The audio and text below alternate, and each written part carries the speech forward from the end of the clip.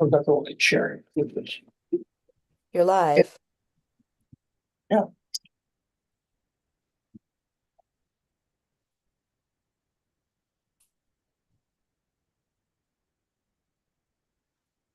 You're live, Gary. I'm not only sharing. All right, get started. Welcome, everybody. This is our last meeting of the year, right? So, and we're excited to have such wonderful guests with us this evening. So I'd like to really get started here. So thank you for all joining the Hudson 7 Drinking Water Council Hybrid Monthly Meeting. Today is Wednesday, November 12th. My name is Gary Bassett. I'm also the mayor for the Village of Rhinebeck and chair of the Hudson 7. Hudson 7. Second, I'm sorry, Gary. Are you hearing two of Gary? Hybrid monthly meeting today, Wednesday, November 12th. My name is Gary Bassett. I'm also the mayor. Try that, Gary. All right, we're gonna pick up. All right, Hudson 7's meetings we are streamed, as you can see, live stream on YouTube channel. The public is asked to subscribe to this channel to watch meetings. Our in-person meetings occur here at the Poughkeepsie Water Treatment Plant, located at 70 Waterworks Road, Poughkeepsie, New York. We do allow public comment, both in person and remotely. Please visit our website to learn how you can provide public comment. So in attendance tonight, we're going to go around the room. We do not have a quorum. We do. I think you do now. Richard's here. Richard. All right, thank you. All right, we'll go around the room. We'll start on the screen. Rebecca, you're in the up top left. Yes, Rebecca Martin, Source Water Protection Coordinator for the Hudson 7. Paul Malmrose, Engineering Technical Advisor. Dan Shapley, Riverkeeper Technical Advisor. Jonathan Insurance. Must be Jonathan Churns. You're muted, Jonathan. We can come back to Jonathan. Ryan. Good evening, Ryan Sharp, Town Board, Town of Poughkeepsie. And Richard. Richard Distil, City of Poughkeepsie. Thank you. All right. Randy Olstead, Technical Advisor. Ann Shershin, Town Board, Town of Poughkeepsie. Devin Rigolino, I'm with Dutchess County and I'm the Vice Chair. Eric Weinstock, Town of Hyde Park. Liz Mosqueda, I'm with the Town Board with Hyde Park. Andy Bicking, Ulster County Department of the Environment. Greg Hirsch, Coast City, New York. Robert Scott, visiting from the north, Town of Queensbury. John Lipscomb, retired from Riverkeeper, Advisor to Hudson 7. Rory Jenkins, Coast Guard Sector, New York. Hi, good evening, Brandon Aiton, Coast Guard Sector, New York, Response Department. Thank you, everybody. All right. I'd like to make a motion to approve the minutes from October 8th. Second. All in favor, say aye. Aye. Aye, and I abstain. I was not here. Thank you, Devin, for running the meeting. Treasurer's report. I do have treasurer's reports now, right? And we are getting up. So I'm going to read for the month of October, from October 1st to October 31st. Our balance in our account was $20,029.82, and we had $28.88 in interest for the month of October. Right. Rebecca. Yep, I posted my report for the council. Are there any questions from October of 2025? Any questions? No. All right, now let's move on. Rebecca, keep going. Communications. So the Hudson 7 presented at the Hudson River Watershed Alliance on October the 28th, and we made a blog post. There's a link so you can see just some of the highlights. And we received $100 from Emily Vale as the executive director for our participation. So that was very nice. And we highlighted our technical advisors that do so much work for us. I'd like to thank Rebecca for making that presentation for us. So thank you, Rebecca. My pleasure. So we got some communications regarding the Central Hudson Power Express, that the Public Service Commission approved a minor extension to the seasonal restriction for cable installation work in the river. And while sturgeon are expected to overwinter south of Kingston during the extended period, impacts are not anticipated. All agencies signed off, and the DEC approved the extension with the condition that work must stop by October the 31st before short-nosed sturgeon begin overwintering between Kingston and Hyde Park. And the documentation is here, and thanks to Drew Gamels of Riverkeeper for making sure that all was well there. Indian Point Tritium releases in Hudson 7's position. Last month we hosted Larissa. I'm sorry, Dan, what is Larissa's last name from Riverkeeper? One of your attorneys? You're muted. Min. Thank you.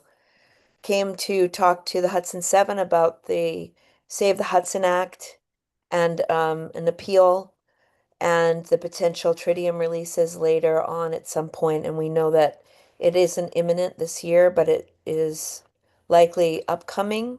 And so we just revived the Hudson 7's old materials from the first time that the Hudson 7 engaged. There's a link for you as a refresher in your agenda. The Mid-Hudson News covered Hudson 7 concerned about Hudson River drinking water, and this is regarding the coal tar issue in the city of Poughkeepsie area around that drinking water intake and the Central Hudson manufactured gas plant and the investigation recently. And Dan sent us an update on October 20th regarding HABs and a link to Riverkeeper's learning session. And that while Riverkeeper and our partners continue to collect and analyze data, the most extensive harmful algal bloom in the Hudson River estuary in living memory appears to be dissipating. Dan?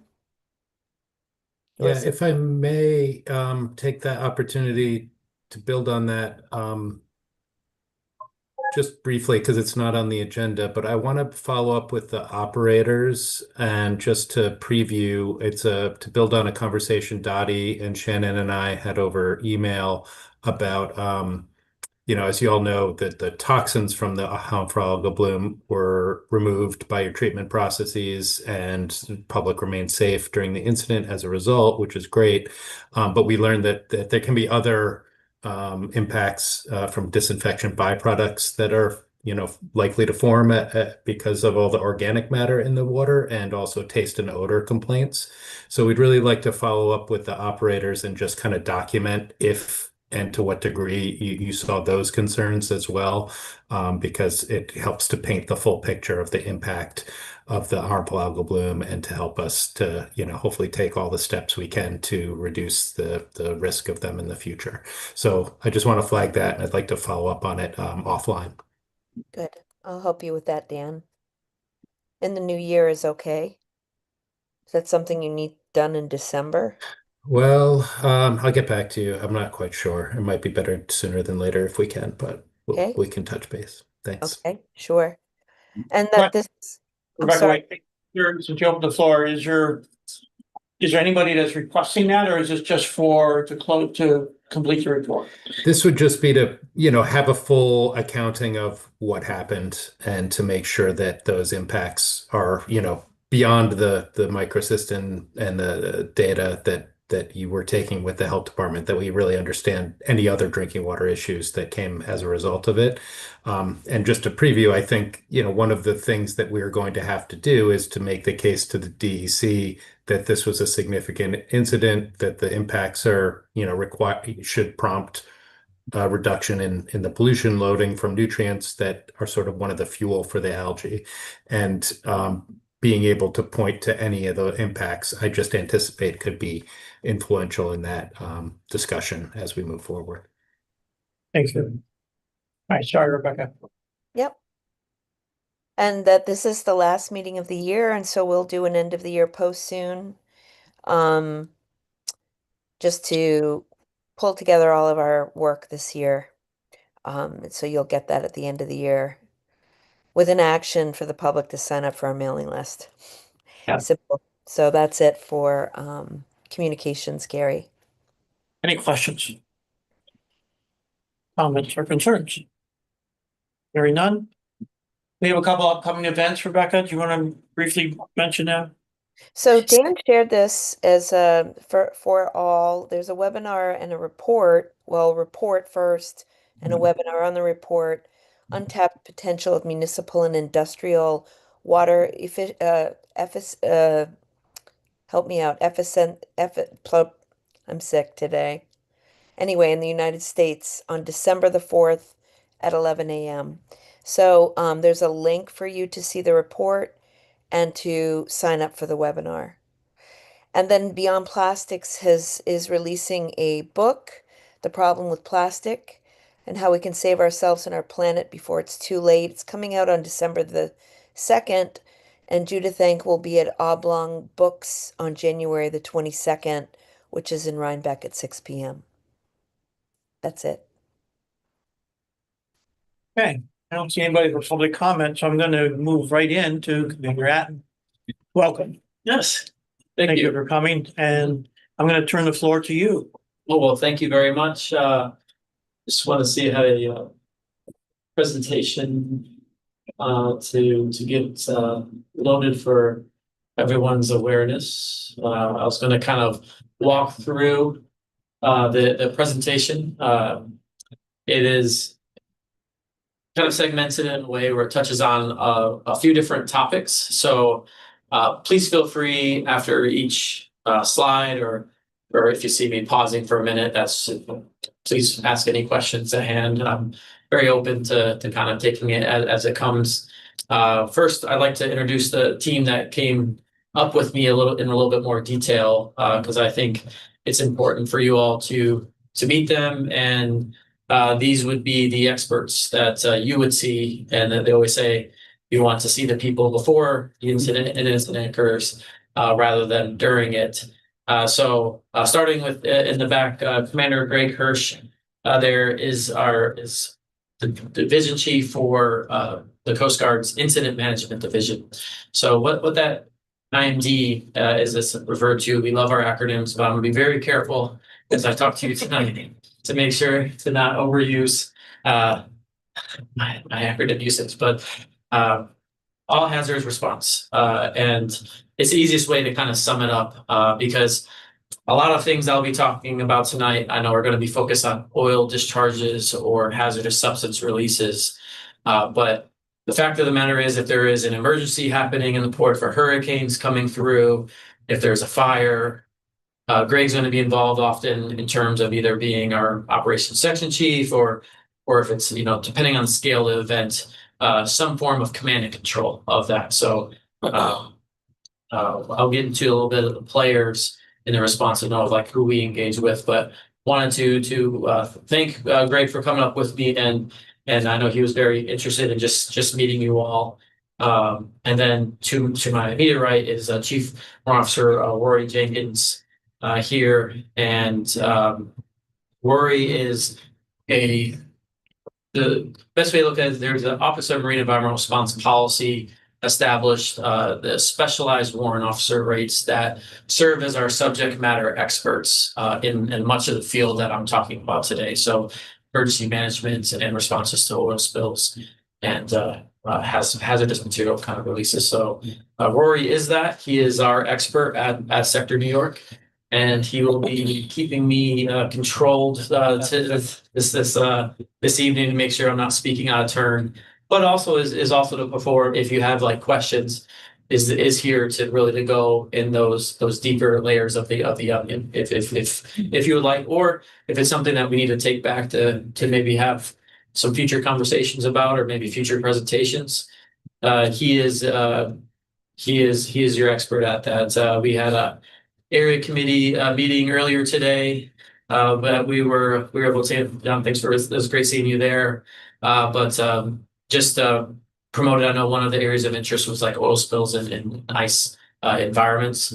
The Coast Guard has a Great Lakes Center of Expertise in Michigan that actually just kind of released a study in that field, and Lori kind of provided a presentation that that we can make sure it's pretty robust and it goes into a lot of detail, but we can kind of send that report. I have it hyperlinked, I believe, in this presentation, so which is available to you all, but also the presentation details goes over some of the dynamics involved and kind of what we need to do to prepare for them forward. But anything for Greg or Rory that you'd like to say?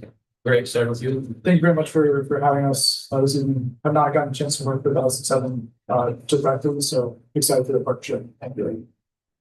Thank you. So I do have a question. So let's just hypothetically, there's a spill here. Where are you located versus is it somewhere else, or are you really on site? You're here to help manage and give the day-to-day direction? So I think Commander Aiden will kind of get into that during the presentation. But we are down in Staten Island, so it is quite a trip to get up here, at least a couple hours. But I think Commander's going to get into kind of her MOA with New York State DEC and that initial response. MOA is? Okay. Yeah. No, that's actually leads if you don't mind, if I could kick things off with the next oh, there we go. Yeah. Kind of outlines our jurisdictional outline here and kind of the partners that we have for this response. So as you can see, so when we're talking, a lot of my conversation, I want to frame it in a jurisdiction and authority discussion first, because that will give you kind of an idea of what we're bringing to the table, but also who we have to engage with because of certain limitations, like geographic limitations in this instance. So I'll get into more of our core responsibilities that would come up to the area, but as you can tell, Staten Island is not necessarily close here. We're located, if you see you can see the Verrazano there that connects to Staten Island and to Brooklyn. We're literally located right next to the buttress there of the Verrazano Bridge. But our area of responsibility actually extends all the way past the Troy locks of the Hudson River. So that is when we're talking authorities, we're talking that is the captain of the Port Authority. That is also the Federal On-Scene Coordinator Authority. So Captain Andrzejczyk, our sector commander, we like to refer to it as hats because it's just an easy way for us to kind of visualize what the situation is given the circumstance or the incident that's happening, he's going to wear a certain hat. And based on that hat he's wearing, he can make certain calls or directives or mandates. And so if a oil spill were to happen in this case, in the situation goes, he would have what's called the Federal On-Scene Coordinator hat. And kind of why I want to bring up the coordinating role of that is, we certainly we're strained with distance and resources too, sometimes actually having the available of skimmers involved to actually respond to it, or boom, which is like the boom curtain that you see that acts as kind of prevention or shields, barriers from different things. So we'll kind of get into some of those dynamics. Excuse me for a second. I've learned that you just need to get the do not disturb option here, as I was getting pinged by some other folks from my office. So my apologies.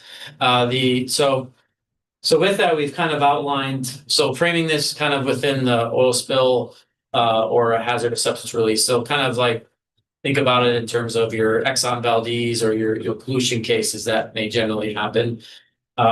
This outlines the kind of those jurisdictional elements and some of the players involved that you would see in these types of incidents. So there's two zones to kind of consider, and that's what those dotted lines are kind of delineating. So inside one of the dotted lines is what we will call the inland zone, and that is managed by the Federal On-Scene Coordinator, which is the Environmental Protection Agency, or the EPA. And then outside that dotted line, so if you're talking about where Sandy Hook's at, and basically in the water where you see the blue is the coastal zone. So that is where the Coast Guard is the Federal On-Scene Coordinator. So if a spill were to happen, let's just say right outside here, we have the hat of the Federal On-Scene Coordinator hat. Now, that is one thing that is true. Another thing that is true is the New York State DEC holds the hat of the state on-scene coordinator, and specifically Region 3 in this case. So that's why I highlighted Region 3 there. And I think is a important one to note because I think moving forward in our relationship, that's one entity that I think we can really start to involve more in our discussions and our like when we're talking about trainings and drills and exercise. Like I think we really because just a matter of fact, if you look at the MOA there, because we recognize this has dated back from the early, was it 1990s or 1980s, late 1980s? The Coast Guard recognized our response times because of where we were located. For the people that were specialized in this would, not be sudden, or would not be. It would take several hours before we get on scene, and timing is important in terms of oil discharges. The New York State DEC actually assumes the initial on-scene coordinator or commander role for kind of the initial investigation of the oil spill. And I'll get into it a little bit more, but specifically making sure all notifications, can't stress enough how important it is, especially in the sake of like what we're talking about today, as far as for the sensitivity of intakes, that notifications occur rapidly and are appropriate in the sense that they're going to the right parties, and that we're training on those facts consistently, because that's there's a lot of other tactics and dynamics that are of course are important, which we'll cover in terms of geographic response strategies. But just a very simple way to prevent a disaster from getting worse quickly is making sure notifications are on point and are rapid right away, and making sure the operators are aware that, hey, just up the river or down the river, there's this incident going on. You need to take action in accordance with your plan, whatever said the plan may be. Can I interrupt you right there for a second? Because I know we've had discussions in terms of that sequence of contacts. And I know there was a recommendation to change the sequence so that operators get earlier notification than they were before. What has to happen to make that occur in terms of your sequence of protocol for notifications? Yeah, so I know is this in terms of the government initiative and exercise we just did? I think so. Yeah. So there's some conversations we can have. So, and correct me if I'm wrong here, Rory, but I think we always, if I can jump ahead to slide 7. Or you're going to get to it. Or slide, yeah, well, no, that's a great question, actually, because one thing we always tell people to first kind of report to the National Response Center. Reason why we do that is not because we're trying to hog the initial notification, is because they have the capability to make certain notifications to a grouping of people based on the geographic location of where it may be. So, for instance, if they know something is occurring at a certain facility in New York, or where it may be, usually the local sheriffs or the local first responders would be notified, those particular offices. And then I think there's conversations we can have with the NRC if there is a emergency operations line for the operators may have, either jointly or individually. We can have discussions with them to make sure that's part of their geo mapping, basically. So, because we can have conversations on the response plan to kind of within the, what was it, Petro Poughkeepsie, like we can we could increase the hey, make sure they're notified at this time. But I think the quickest way is, since this is a mandatory requirement for them to call the National Response Center, that we can also have these conversations to make sure that all the operators in the area basically are in the database, and that if a spill happens, based on your guidance that you may have, like if you want a 10-mile or X whatever type of mile, or if you just want to be notified anything between these mile markers along the Hudson, I don't think that would be an issue to make that work, if from my understanding. No, I think that's feasible. Again, we just have to be in contact with the NRC. The NRC is under the U.S. Coast Guard, so we do talk often. Yeah, and then going along with the facility response plans as well, just Coast Guard reviews facility response plans on an annual basis and can recommend any amendments towards them. So bringing up, talking to us during GUIs, during facility inspections and stuff like that. We note those concerns and can pass it on to the facilities teams to have the facility address those concerns with notifications. Okay. And so it's I know some of those were recently because I know I already alluded to we did the government initiated announced exercise, which is a tool that we have that I'll kind of get into later on the slides, but particularly based on our last conversations, had the team focus it on the Petro Poughkeepsie facility. And I believe that was also some of our findings is the notifications. We had a lot of great lessons learned from that, which we generally do from those, and that's kind of what we draw. That's why you train and exercise at the end of the day. But that's that's a great question, and I think is one that I think will provide the most return of interest for our shared kind of goals. Is the fastest way and the most accurate way you can get out notifications and awareness on these types of incidents, because sometimes it's just a bad situation happening. If an accident happens, an incident happens, and it's gonna have some consequence to that. No matter, even if you have stuff pre-stage, it's just how oil spills work sometimes. But if at least you can take those preemptive actions about closing off intakes or those preventative actions that you can, it really makes a big difference for the protection of the environment and human life. So may I? So two things I should point out. Rory ran the drill down at Petro. So your question earlier was, where are these guys? Are they all just hiding in Staten Island? No, he ran the shop at Petro. Yes. And so it's on us to come up with a contact list to give them so that they can give it to the facilities and NRC. So if a barge accident happens, the facilities aren't going to call, but the barge is going to call NRC. And if NRC knows our list, they'll have a notification right away. So that's on us to give them notice. yeah.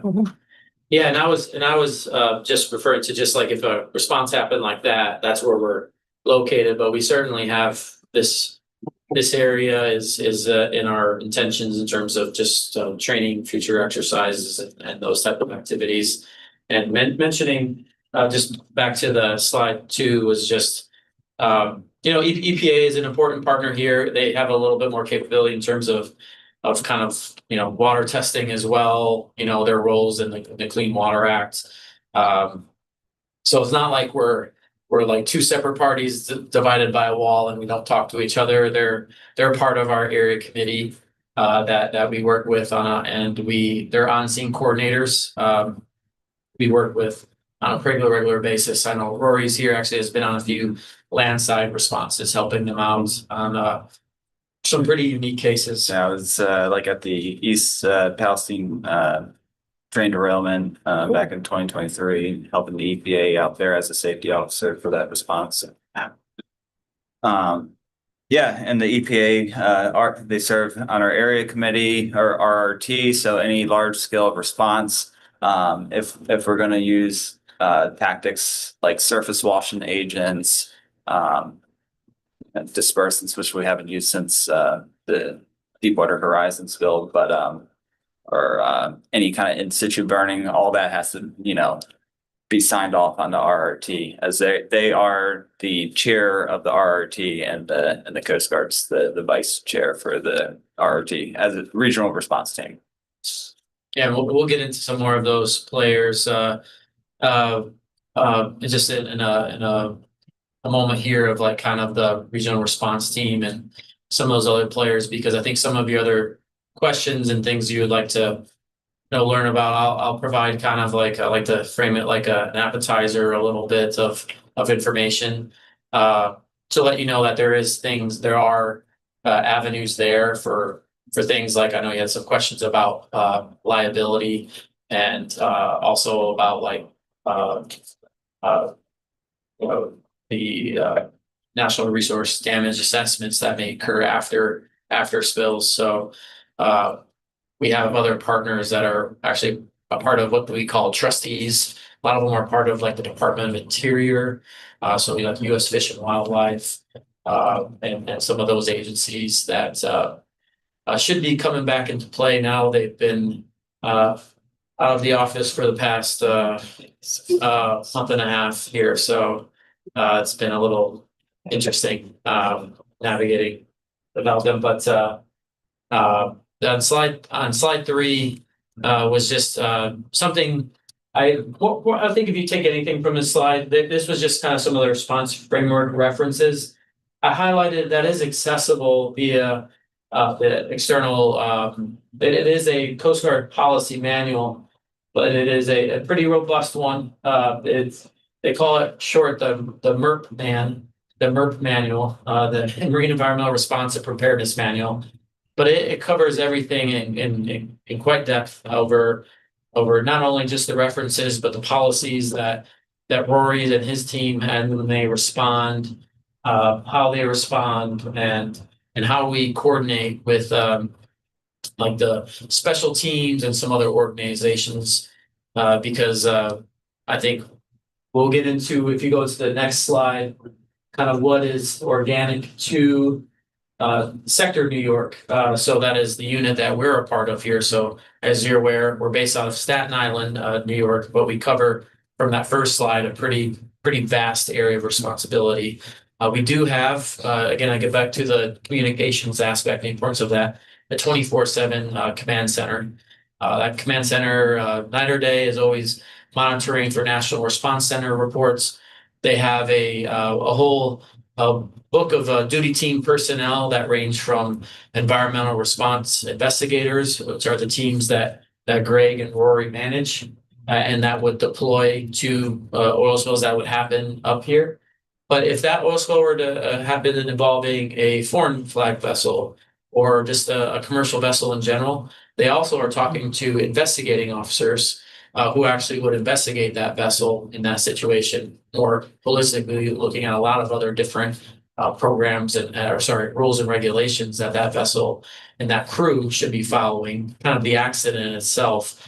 And then there will be marine inspectors that would be coming up to assess the suitability of that vessel. Is it the repairs and those type of aspects. And there might be also things we have to look at, like drug and alcohol testing when they're doing these types of transits, and all of that would still be taking place. And so that duty team is at the disposal of it. Think of it like a nerve center. This command center is kind of sending out these notifications, these teams would then deploy accordingly. So those teams, I mentioned the environmental response investigators. It'll also come with a federal on-scene coordinator representative, or what we like to call an FOCR. If you notice, that is the same title as I said Captain Andrejchek was, except there's an R at the end. So they are just a rep of they are a representative of Captain Andrejchek's authority on scene. And what makes them particularly powerful, and I know I listed a few bullet points, and powerful in terms of is probably the wrong word used. I would say important for a response. I guess it can be powerful towards a response because it provides a means to hire and manage oil spill removal organizations if there is no like responsible party that is determined. Because we know in the United States, we deal with the polluter pays principle, right? So if I'm on a vessel and I'm the owner operator of a vessel and an accident happens and spill occurs, it is my responsibility to pay for the resources that are needed to expeditiously recover that oil spill from that vessel. Same for facility. It's a polluter pays principle, irrespective of what we're talking about. Whoever the polluter is, we will hold you to the fullest extent of law responsible to clean up that spill. Now we know in some circumstances, hurricanes, natural disasters, we don't always have a responsible party. And why an FOSCR is important to, and why Rory and Greg, who are both FOSCRs as well, hold that title. Why that's important is we don't want to sit around trying to find out who the responsible party is. we need, Miller Environmental, we need Clean Harbors, we need an oil spill removal organization out there now, because we need to start mitigating that damages of that oil spill. So they can open up the fund is what we call, but it's the Oil Spill Liability Trust Fund. It was established after the Oil Pollution Act of 1990, and it's a multi-billion-dollar trust fund. Now it's kind of separated into different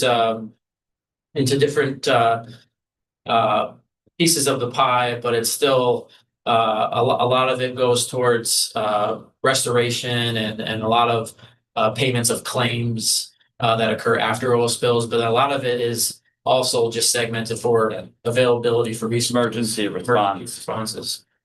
I believe it's $50 million, and then if we need to exceed that, we need Congress appropriations. Which we've have done before with Deepwater Horizon and a few other incidents, but have not had issues for it because once kind of the other part of that pie is, I think last I checked it was approaching $9.5–10 billion trust fund. It's not quite the size of DOT's highway trust fund, but it's up there as far as the size of trust funds. And so it's good to know in terms of from a sense of going to bed at night that we know we have at least the means of the funds. Hopefully we don't have to see because of how close we got to depleting it towards Deepwater Horizon, but that we've kind of recovered since then. And just to add on that bullet on hiring managing OSROs if no responsible party is determined or unable to fund, we can also fire the responsible party if their response efforts do not meet our satisfaction and take over the response ourselves. So just that's make it. that point.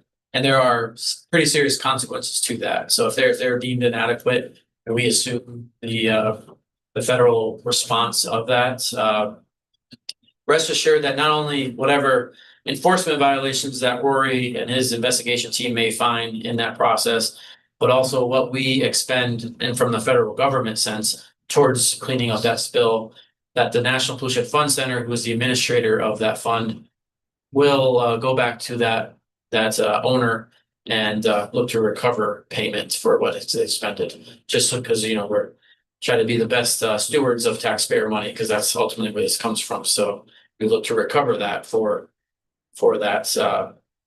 And that comes in cases when also if you're there are plenty of cases out there that go into kind of negligence in those areas, gross negligence. So that's when that does occur. And then the next slide is just a reference. This was merely me understanding. There will be just a short quiz over just some of these afterwards. But no, I like maybe adding information in these slides, maybe sometimes a little bit too much, but just because I know you'll have access to keep them and can reference them later on. But also to show kind of the web of rules and regulations that Greg and Rory and the team has to navigate through on some of these, and that you all have to navigate through when you're dealing with this stuff. I recognize it is a lot, whether you're talking about the Resource Conservation Recovery Act or RCRA Act or the Cradle to Grave Act when you're talking about the livelihood of any type of hazardous. Is that first one 1889? Am I reading it? Yeah, the Refuse Act. 1889. And if I may take just 30 seconds to highlight, we have actually recently leveraged that act from I believe it was the Army Corps of Engineers, 1899. Greg, do you want to mention when you had to leverage it? I don't think we totally utilized it to extent, but what case that was? No, so February of last year, 2024, when the two CSX trains derailed on the Hudson River and dropped about 9 billion polypropylene pellets or nurdles that then flowed into a tributary that then flowed down the Hudson River. We sought to assume some liability via the Refuse Act. Couldn't quite get there, but our legal team is still looking into whether that's a viable option moving forward with cases involving refuse that is oil derived, but not necessarily oil that constitutes leveraging the oil spill liability trust fund. Anyway, mentioned. Excuse me, I'm sorry to interrupt, but when folks are talking in the back, If they could come a little closer, it's a little difficult to hear. From the back, it's as clear as a bell from the table. Okay, no problem. No, Greg was highlighting a spill last February of 2024 where they had some it was polypropylene nurdles, essentially what they use in like the refining process at particularly at like refineries like Phillips 66, and I think the nearest one is like New Jersey there, that CSX was transporting. You said 9 billion. 10 train cars derailed, 2 of which entered the water, both of which were carrying nurdles. One of those tank cars was breached and spilled about 9 billion pellets. No, sorry, there were 9 billion pellets between those 2 cars. So half of that, I think about 2 billion to the water.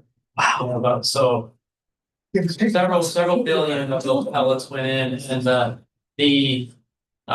what made the whole situation very interesting, and why the purpose of me highlighting this is I know a lot of discussion involves the Oil Pollution Act of 1990 or the Comprehensive Environmental Response Compensation Liability Act, also known as CERCLA. That's what EPA kind of really will get involved in. There are just a lot of different cases that aren't really captured well by the current outline of regulations that exist, and nurdles are one of them because they're not technically an Oil Pollution Act of 1990. They're not an oil product, and they're not covered under necessarily CERCLA in this case. So the team actually had to evaluate it under the 1899 refuse act. So that was a little bit longer than 30 seconds, but I thought that was a fun little bit of a change up. And really the point of this authority is, while I try to put things in a bucket just because they're a little easier to understand sometimes, it is a lot more complex of the different types of environmental situations that Greg and Rory have to deal with on a day-to-day basis. Unfortunately, especially in this area of responsibility, because of just the diversity of the different types of industry and products that are being moved around. Next slide. Commander Atten, aren't nurdles made of oil? So it's not. There is a they're just not covered under the what's good. So there's a table called like for Oil Pollution Act of 1990 where we'll refer to a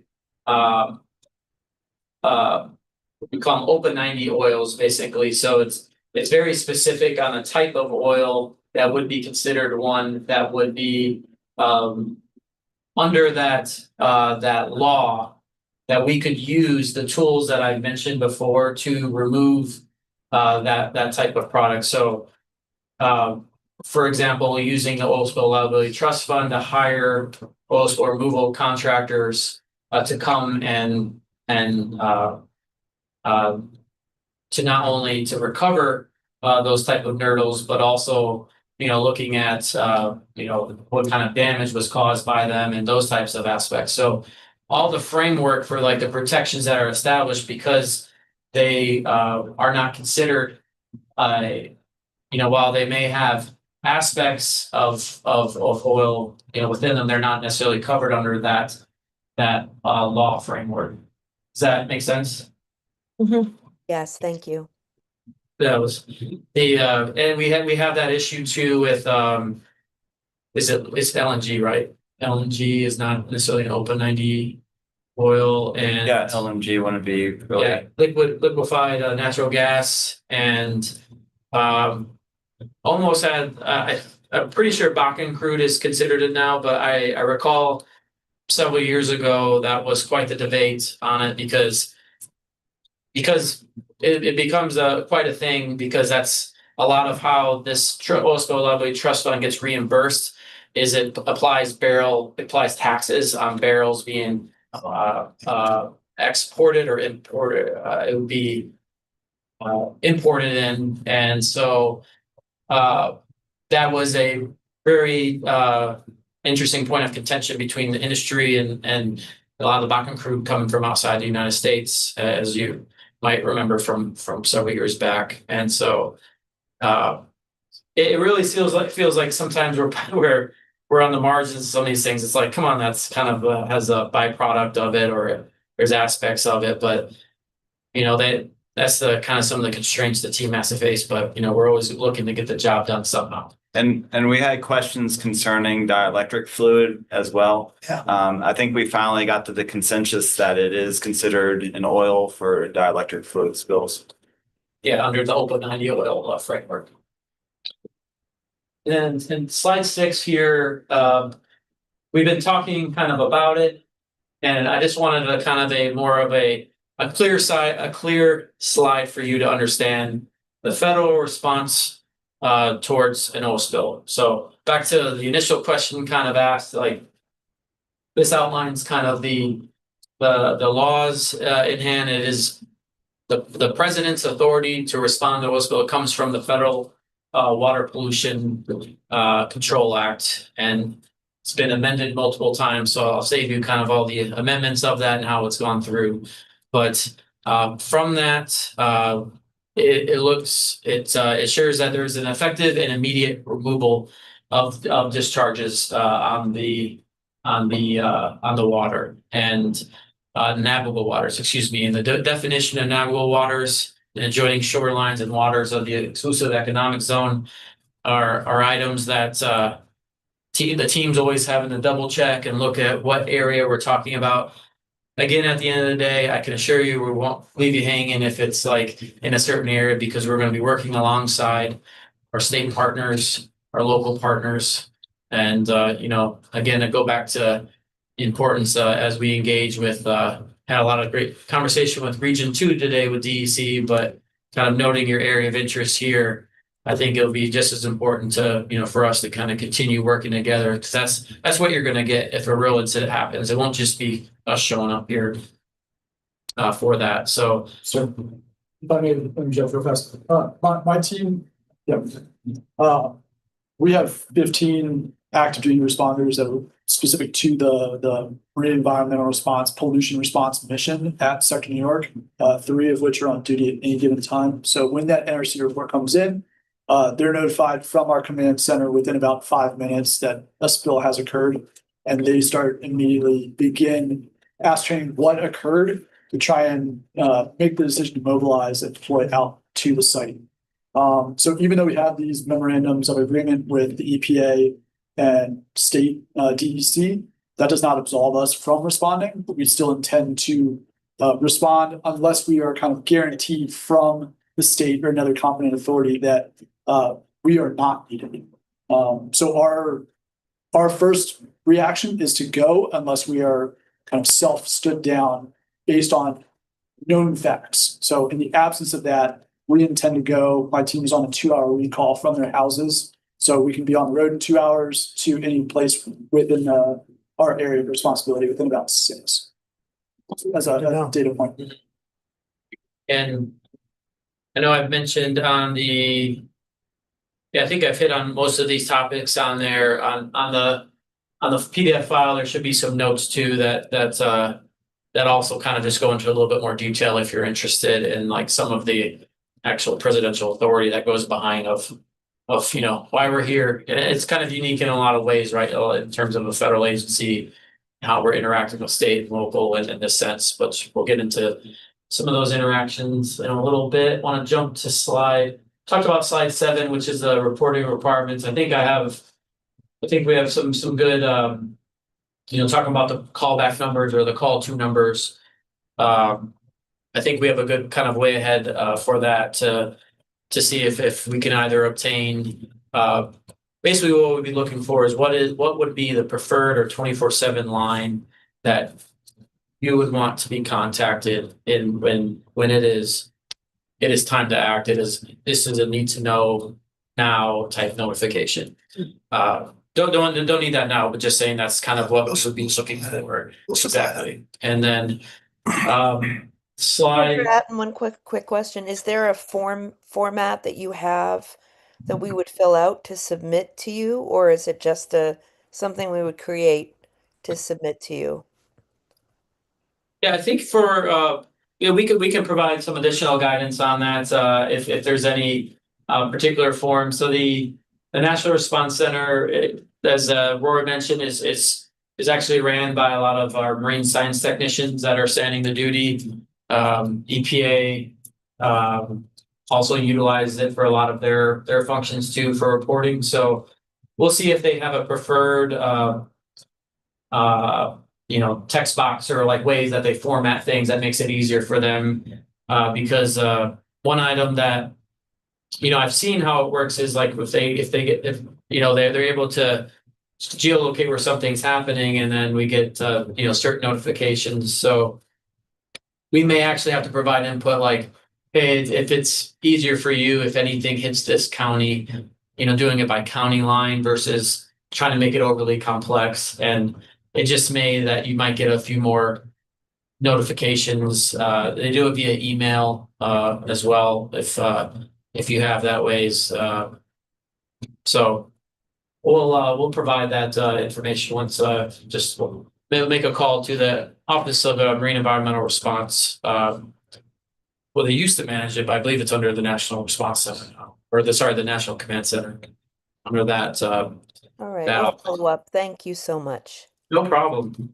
And the next slide is slide 8. Just kind of goes over just some of our frequent failures that we see, or the accidents that we face from time to time. And thank you, Roy, for the pictures. You probably responded to every single one of these. A couple of them were before my time here, but yeah, most of them though. But it's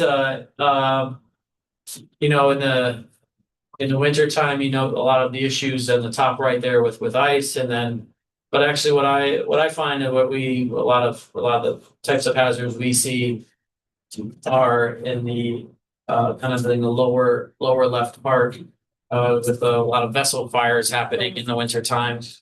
And you're dealing with kind of we kind of look at oil in different types of groups. A lot of it's based off of like specific gravity. And I think an easier way of looking at it is are you have heavier oils or lighter oils, or do you have maybe non-floating oils? So we've all done responses to kind of all different types of groups. Later on in the slide, because I know that was an area of interest, there's a lot of best practices or management systems that our NOAA Scientific Support Coordinator, Frank Sulak, will kind of come out with that helps us. In the past, we've dealt with a lot of potential non-floating oils like diluted bitumen that it was on a case that was in Ohio River that just literally sinks right to the bottom. And that calls for a lot of different type of equipment. Actually, we were talking about at the area committee today, is like a lot of similar equipment that you actually might use in an ice situation, because you're actually looking for clamshell dredges or things that really pick up these items, because it's just going to become so slushy. Towards lighter oils, where actually the danger sometimes is, you obviously for sensitive sites like intake points, you want to make sure that you're shielding those locations, but you don't necessarily want to collect it all because of the dangers of it being little flash points in those circumstances, because you might be creating other hazards. So not to be a broken record, but like in these notifications, like making sure that we expect the responsible party to also tell us like what type of product has been discharged, and those types of information. And we also have access, for most, when applicable, to their response plans, whether it be a vessel or facility response plan. And through there, we kind of know generally what kind of products they have at their facility or within the vessel. So, slide 9. I'll pick up the pace here. I know I'm kind of I need to go into some detail on some of the topics. So the compensation and liability slide. This one, I know that there was interest from the group, and this is kind of consistent with the polluter pays principle. But we hold the responsible party in the United States strictly liable for removal costs or damages resulting from an oil spill or a substantial threat. So just so you know, a different substantial threat doesn't necessarily mean something has necessarily happened, but the fact that we believe that there is something likely to happen that substantially threatens the environment or public health.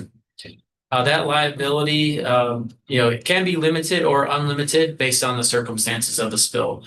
So there are limits of liability, and I think In the future, so our National Pollution Fund Center is one, they actually have a whole claims division that that has an excellent representative to kind of go through details. And that's one thing that I know that we've been talking about, having some presentations at our area committee meetings in the future. We can even look at it at some of our subcommittees, which we'll get into. But just to go into some of the details, because I know some of the questions posed, if a spill were to happen, basically how, and you have a claim to file, what type of claim could you use? Or what type of claim would you file and who would you file it against? And just to kind of try to summarize it best there, but you would present as a claimant your claim to the polluter first. And the only exception to that, and this will be one thing we'll have to tell Region 3, is actually the states themselves can actually submit it right to the Oil Spill Liability Trust Fund. So I think as far as being representatives of municipalities, like, I think that's one thing to maybe have that conversation with state DEC about, is sometimes it can be difficult, as you can imagine, going through responsible party, given scenarios. And a lot of time the courts get involved, because if after 90 days it's not settled, while you still could pursue those, go to court, as I mentioned, and present against the responsible party or the polluter, you also can present the claim to the Oil Spill Liability Trust Fund at that time after 90 days.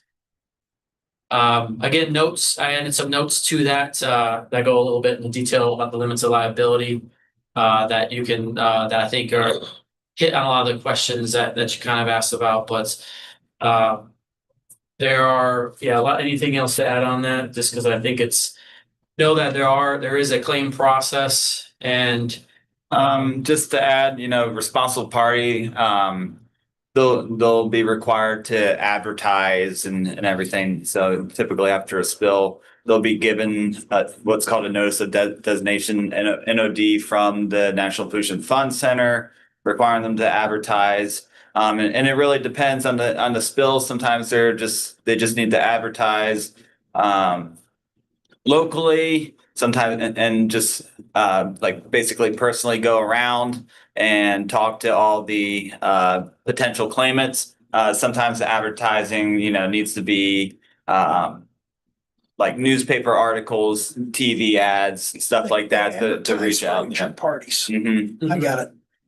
Yeah, and one thing they want to prevent is too many people coming in asking for those claims that were not affected at all. So that's why they might limit the advertising. And the next slide actually goes to the scope of the open-ended claims. So what I'm talking about, I know, was more generalized there, but you're like, well, what can I file a claim against? And so those are some examples there. And I also included the complete listing that the claims, I worked very closely with the National Pollution Fund Center in my previous assignment. So this was right from their introduction slides that they would be presenting at our meetings anyway, including their notes that I included embedded in the PDF. So that's natural resource damages. I if you recall, I kind of mentioned the Department of Interior and mentioned the word trustees. So Oil Pollution Act of 1990 identifies federal, state, and then where cases may require, if there's for native trustees as the sole claimants to assess and restore natural resource damage or injuries resulting from oil spills. So this is a process where they're the trustees, and their trusteeship is specific to those injured or potentially injured from an oil spill, and what they have the management authority over. So that's why it tends to be a lot of on the federal side, a lot of the interior type offices involved. I want to note this slide because there's, I think this is an area, I want you all to be informed should an incident happen, so you're kind of aware of what kind of response would occur. We'll get into some more of the special teams and resources we would provide. But you know about the claims and what would happen afterwards, and what the scope of claims are. But then, what else? Like we have damages to our waterway that are going to extend beyond X amount of time, or whatever natural resource you may speak to, whether it be from potential wildlife or migratory birds or whatever it may be. This is the kind of the process where state and these trustees kind of go through the claim content in the process, and there's often money that gets kind of provided to restore it back to what it was pre-spill. Next slide. I mentioned Frank Zulek. He's pictured there. I know that's not an excellent. He's at the center of that. He's pointing his finger probably at me or somebody like that. But he's our NOAA scientific support coordinator. So extremely experienced man. yes, he is. And why I wanted to highlight him is another. Hope you're just kind of just marking note of some of these people and organizations, because I'm trying to highlight maybe some future points of engagement in the future of folks to bring on board, or at least to have conversations with. He does cover, I'm sure you've read, NOAA's has some reorganization, different things going on. So he covers a pretty wide span. I believe it's from North Carolina to New York. 5 of our Coast Guard sectors. 5. So he likes working with us a lot because he lives not far in New Jersey. So it's not he's very accessible. Well, he will be hopefully starting after tonight when he gets back from the Bahamas. Yes,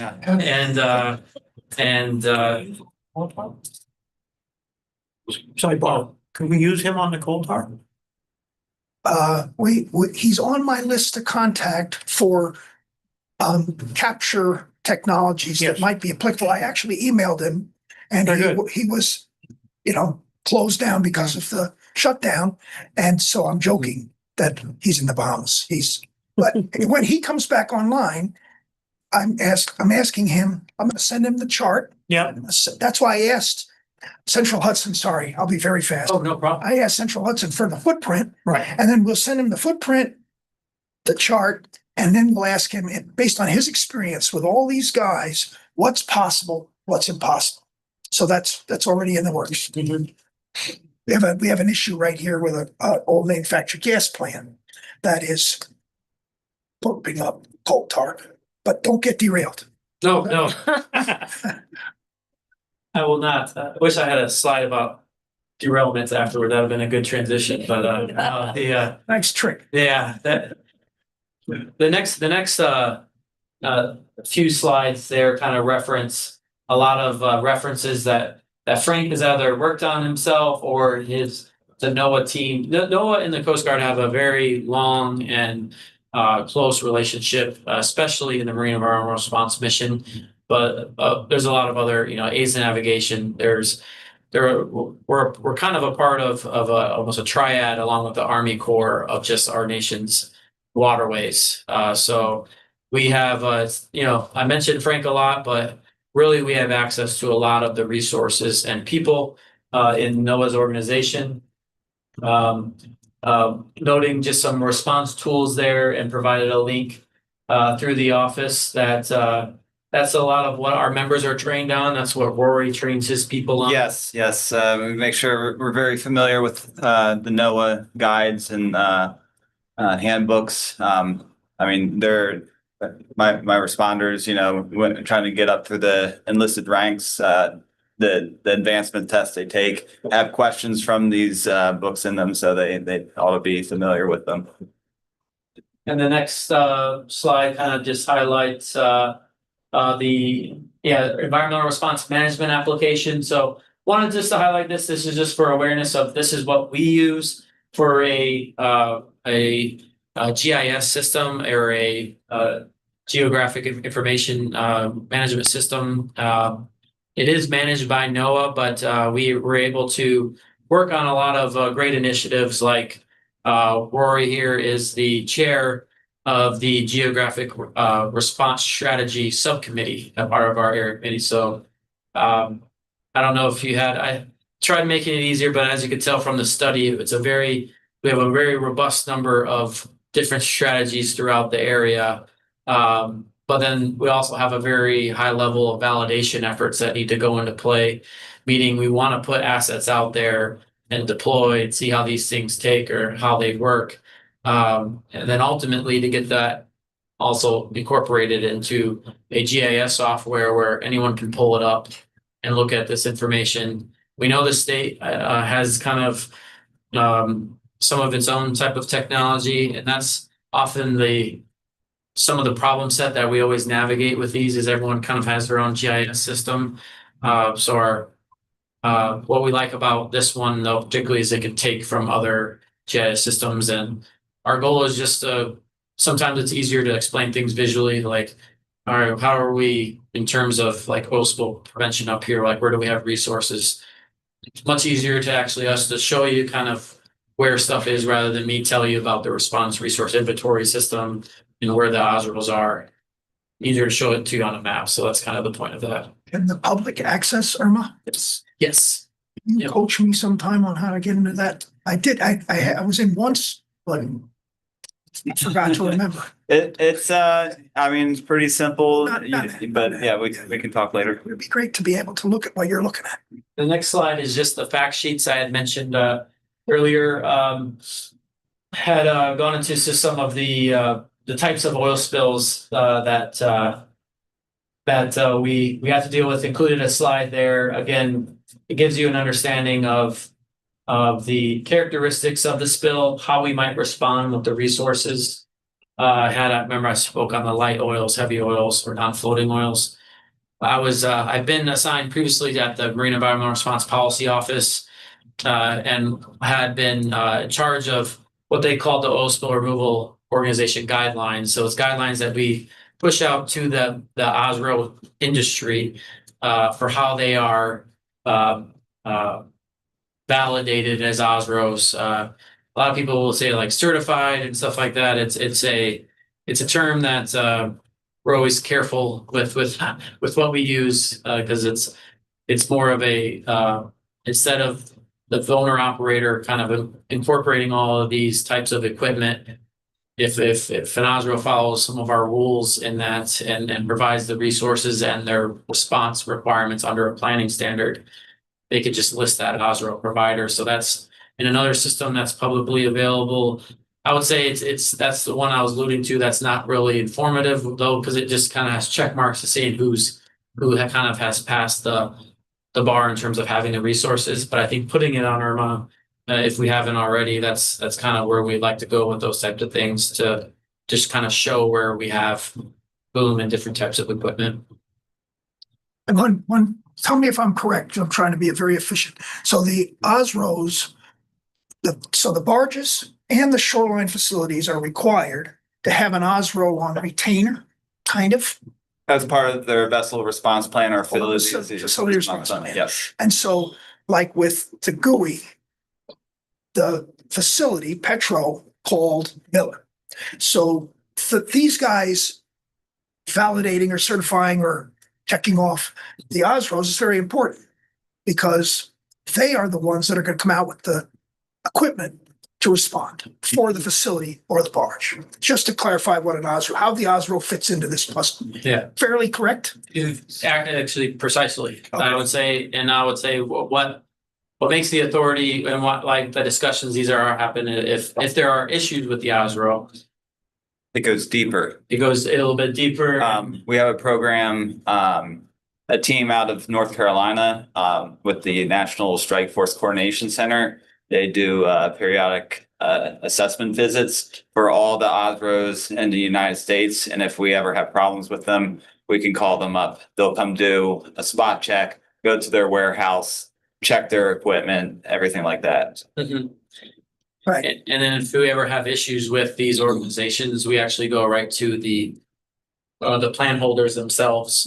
It's because essentially it's like, either fix these issues or they won't be in business anymore. Right. Because they won't have that retainer fee that they'll be charging on.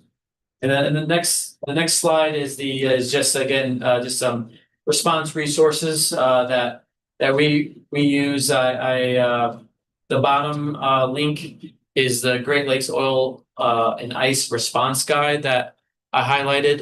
That Rory does have a presentation on that we're happy to share with you all. I think there's some dialogue and conversations and training that will need to happen. We did have some organizations that represented Osros in the room earlier today, and they had some resources available. And I think it's just us expanding upon that. I think that's even is that an annex within the AS air contingency plan? Well, ice removal. Really spoken to. Yes, it is. Yeah. And if that link is just a Coast Guard only link and it gets blocked, I can send the PDFs out for it. Oh, it is a SharePoint link. Yeah, great suggestion. That's my apologies on that. Hopefully, is the R&D Center link one the same on that? It's the one right above it. Lithium-ion batteries have been a big topic of discussion. I can send those out. We'll make sure you have the access to those files. It's we're seeing a lot. What comes up is you have to sign in. So, yeah, thank you. No problem there. We're happy to provide this information and a lot of that stuff was kind of either captured on the Response Region 2 website there with the EPA, where I reference our area contingency plan and some of the other materials. I kind of already went into it. I wanted just to highlight some of the limitations on the next slide to show why we need the joint partnerships. And I think the one thing I want to note, I will note, two things. Is one, we've kind of gone into just our the time distance problem set and just the amount of people, but we do have access to Coast Guard special teams and also just generally the federal government special teams. So we can bring in Fort Dix, New Jersey, for example, is a team called the Atlantic Strike Team. And there's 3 strike teams across the country. They're all coordinated out of the Elizabeth City, North Carolina, but they bring in a extra tier of responsibilities in terms of the equipment, in terms of their personal protection equipment, what they could do in response, ROVs, that type of equipment. If it's a longer type of response where we might need more capability, you really can't plan for some of these instances where you might need them, but they're usually deployable within 6 hours or 4 to 6 hours, 4 to 6 hours. Yes. So they're that type of team that's just hanging out in the air station hangar all day, waiting to get deployed somewhere. So they do a lot of work with the EPA, who also have special teams that we have access to. But I think just if you are interested in seeing in terms of oil spills and hazmat of what the federal government is capable of and sending special teams, that manual I highlighted in slide 3, if you just kind of control find it with special teams, it'll highlight a whole bunch of them for you. There's a long list, and those are cases where that tend to be very sustained and complex responses. Next slide. And this is just for awareness of just highlighting some of those teams. So I'll go to the jump ahead a little bit. I want to just briefly talk about, knowing I'm about 13 minutes over, so I will, area committee on slide 20. I just want to jump into a little bit more on the area committee and where we're looking to really bring a lot of partners in to really begin to grow and work on not just the area contingency plan, but some of the localized responses and exercises and trainings moving forward. So this slide, I think, does a great job of just talking about a system of plans that kind of have like a little bit of a Tetris effect in the bottom right of these different types of plans involved, because you've heard us talk, say, vessel response plan, you've heard us say facility response plan, and then you've heard me say area contingency plans, and it's all these plans and plans, right?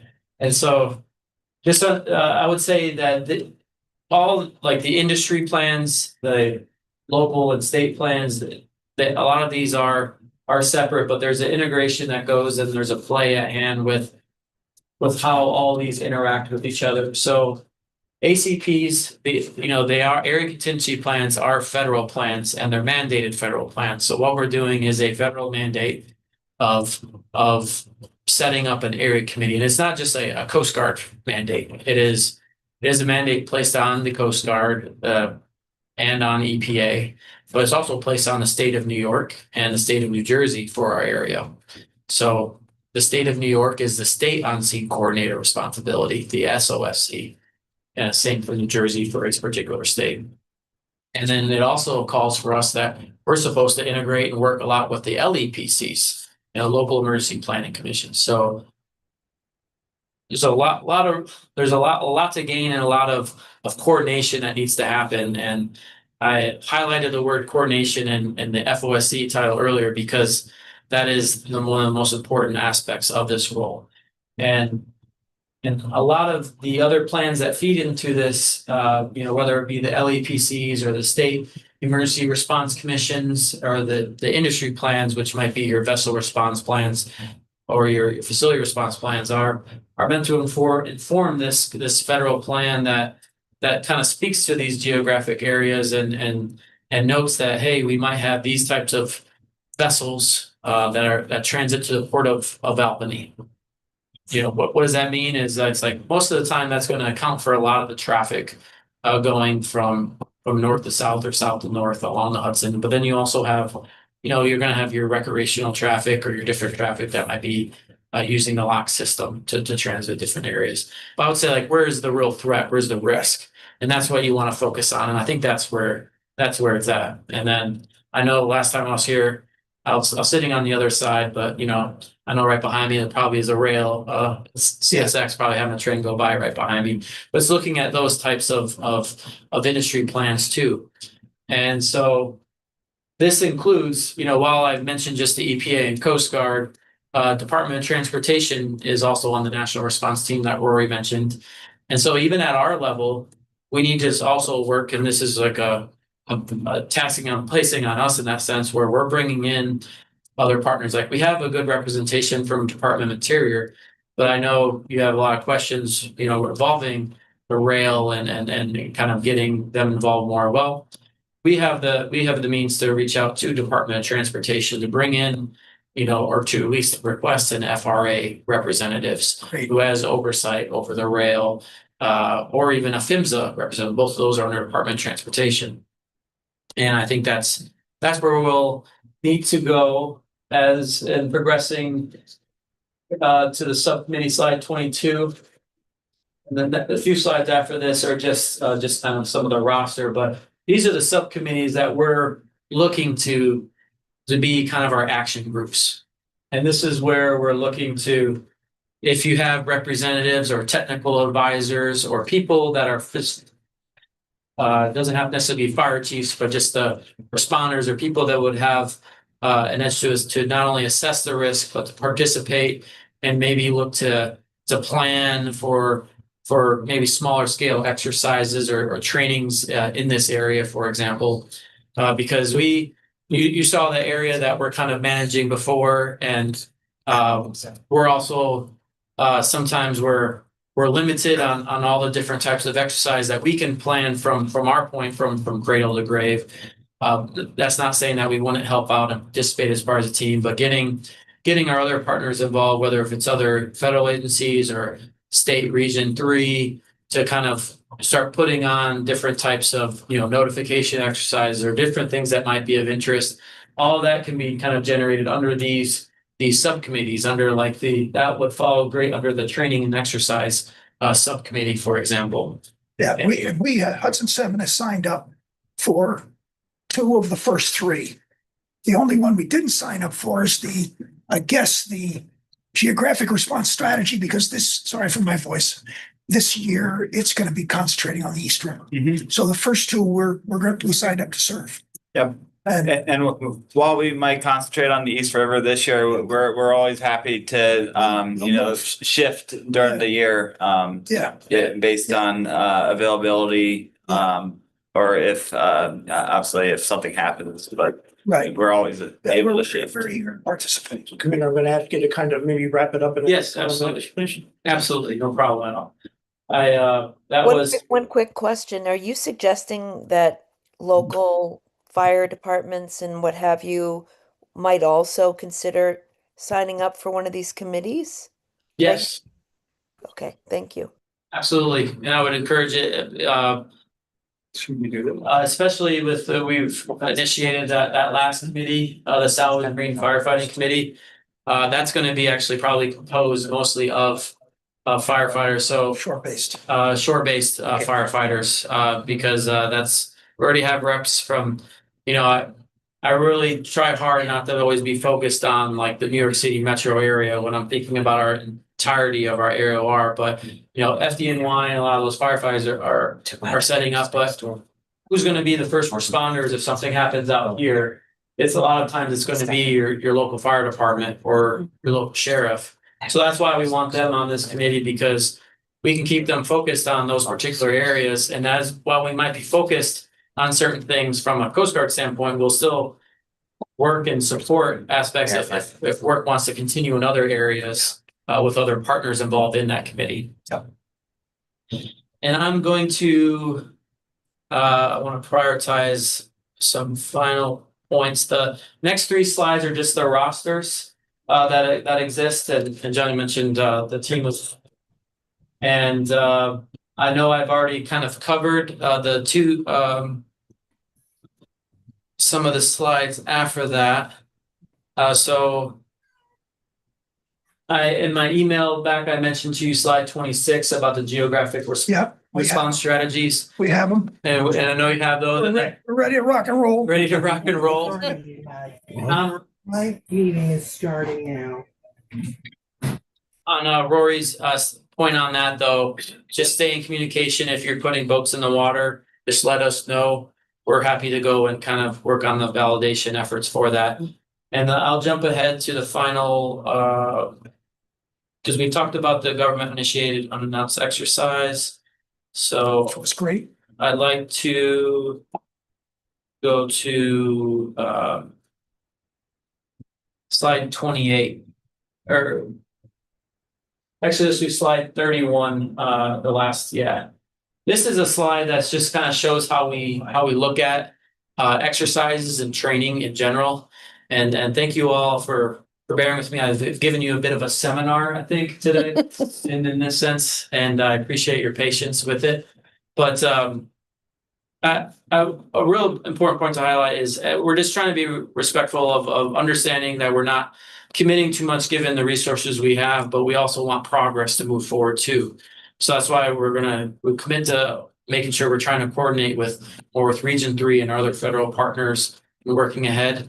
And it doesn't mean that just because we're doing we were planning a tabletop exercise for lithium ion batteries, kind of more so in the metro area focused, that not only would you not have interest in that, because there's eventually going to be lithium ion batteries transiting up and down, if not already, but we can look at seminars or workshops or these types of exercises here on the very things we're talking about today, whether there might be notification. I know you had brought up an exercise in the past that had happened. That was just great, just from the deployment of resources. I was gonna say, I don't recall ever seeing a summary report over that. And at the end, and I didn't even know what it was at the end, so I ended up missing, which was really unfortunate. So it'd be nice to see the report for that, at least use that as a start to know where we want to go next. Was that the one in Kingston? Yeah, the problems were that, because I think that it's valuable exercise, it should, the information done should be. Absolutely.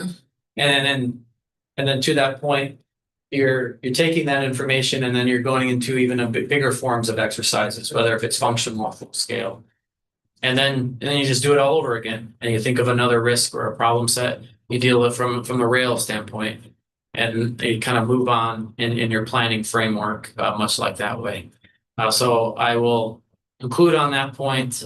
The presentation is yours to keep with the comments in there. Thank you for your time and your patience today. I did probably, maybe I hope that I didn't overuse your generosity of providing me the extra time. Thank you. Yeah. I personally am impressed with the depth you all have to go into. So Mhm. that's rewarding to know that it's not just, there's not just a response, there's a metric of lots of responses that have to do. So thank you for what you do. Greg, thank you for what you do. Very much appreciated. May I try at a couple sentences to next step? So not putting anybody on the spot. You would love to follow up. No questions now because you've already done so much information. But if we can, if you, and I'm not suggesting that it be one of you, but maybe you can designate a point of contact or send our messages somewhere. But we'd like to follow up on some of what's been discussed and you maybe lead us to for example, a liability specialist, and these guys can come up with what they think their financial risk might be. And then it'll take you out of the loop. But so if that's okay, we'll continue to have a dialogue on some of the questions that we identified, which are way too complicated to deal with at a table. But the last word for me is that, I've been on the water my whole life and I've got to say, and my goal is to say how much I appreciate these guys until they get sick of it. But the Coast Guard is unlike any partner I've worked with in my time at Riverkeeper, from state or federal. They engage. And I said this to the captain this morning. I've said it to you before. Again, the goal is to say it until you're sick of it. We really do appreciate it. And as I listen to this and I hear, we have a very uniquely complex challenge here. We have ice like the Great Lakes, but tide unlike the Great Lakes. We have a port 150 miles inland. I think of the St. Lawrence as a similar, but St. Lawrence flows one way for the majority of its length. So we have a very unusual thing. I think we have a chance as we develop plans for the Hudson to actually develop plans that can be useful elsewhere. And that's a good thing. And last sentence is I think of all the rivers in the world that do not have these guys or the expertise that the Coast Guard brings. We're very lucky. And we appreciate you coming up. It's historic. I don't think this kind of meeting has ever happened in the Hudson Valley. And so we really appreciate it. Yes. Thank you. But Now you get to go home. Yeah. No, I have another meeting to go to. They started at 8:00 in New Jersey this morning, hosting a 4-hour meeting. And now they're here and he's drinking Celsius and I'm worried. I'm worried about him. No, I've been looking forward to this, so. It's really Thank you. We've tried to, rendezvous earlier, so it's and I know there's a few things on, but yeah, we could follow up. That there's a lot of other opportunities out there, whether if it's other committees. I know involved with a lot of the harbor safety committees too, that can speak to some of the other risk. It can be mitigated and managed in many ways. So we've kind of provided a few tools and areas of consideration, but there's also others we can point you towards. And so looking forward to engage on that. Thank you. When there was a big deal about having staging places for the big ships and putting places where they could anchorages, the Coast Guard got involved in that instead of the Hudson River Safety Committee, which has been pretty effective, but it's kind of died off a little bit now. But hers not? yeah, Hers not, yeah. But Sorry, that's speak part of up. the things that have happened here too since the last 10 years or so. Yeah. Because it was, and at that point, we heard that in Hudson, the Coast Guard really thought their end was the bridge, the Tappan Zee Bridge or something like that, not really up here, and so there wasn't that much activity. But after the first time, we got much more, which is great. Yeah, and that's actually that was one of the committees I was referring to with because there's a lot of regulatory and non-regulatory tools that can be used for a lot of to deal with a lot of the risks. And sometimes those non-regulatory ones are well handled at committees like sorry for saying HERS-NOC, but it's just easier to not because you have to talk to the pilots, you gotta talk to some of the tugs, the companies, and kind of get them involved and like, but it's yeah, that's the right, it's the right approach to take, and it's one that you just have to kind of.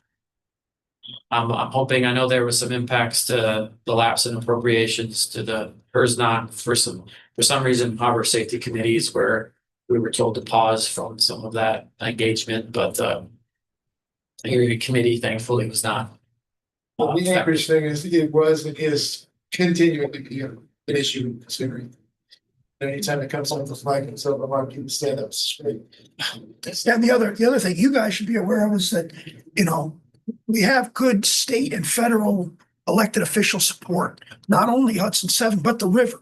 And so if we come up with some drill, for example, just to pick one example that requires funding, I believe that we can successfully partner in getting funding for an exercise. So we have, the river is very beloved, and everybody brings the tools they have to protect it.